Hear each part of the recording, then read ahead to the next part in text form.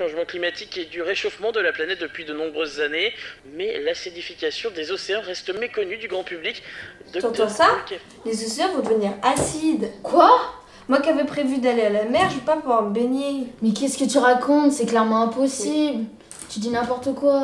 C'est quoi votre problème? Elle dit n'importe quoi.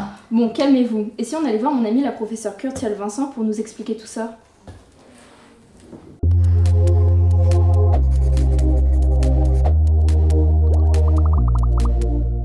Alors non, pas de panique, pour l'instant ça craint rien pour vous à la plage. Par contre, ça peut avoir un effet négatif pour d'autres habitants de nos océans, coraux, coquillages et crustacés par exemple. Je peux vous montrer ça avec une expérience très simple. Il suffit de plonger un petit morceau de craie, qui est composé de calcaire, comme la coquille des animaux marins, dans du vinaigre blanc, qui représente l'eau acidifiée, même si c'est exagéré évidemment. On voit que la craie se dissout. Elle est attaquée par le vinaigre, comme peuvent l'être les coquilles des animaux marins, par l'eau acidifiée. Elle se décompose. Mais ce n'est pas tout. Dans nos océans, on trouve ce qu'on appelle des planctons, de tout petits êtres qui sont tout en bas de la chaîne alimentaire et donc qui nourrissent les poissons. Mais ils ont aussi la capacité de fournir plus de 50% de l'oxygène présent dans l'air. Ils sont essentiels à l'équilibre des océans et à notre survie. Or, ces planctons sont constitués d'un squelette en calcaire, comme la craie. Et comme on vient de le voir, si l'eau est trop acide, ils peinent à se développer et donc diminuent.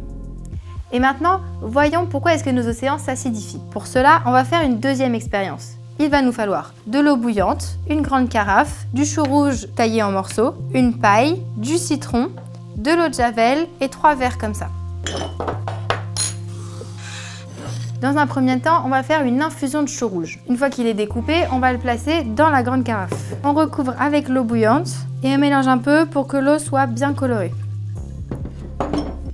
Ensuite, on va répartir ce mélange dans les 3 verres. Ici, notre mélange a un pH neutre, comme l'eau. Le citron a un pH acide et la javel un pH basique.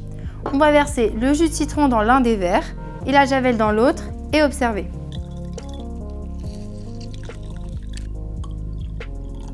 On voit que celui avec le citron, qui est donc acide, devient rose, et celui avec la javel, qui est donc basique, devient transparent. Maintenant, on va faire le test en introduisant du CO2 dans le mélange. Il suffit de souffler avec la paille, puisque quand on respire, on rejette du CO2.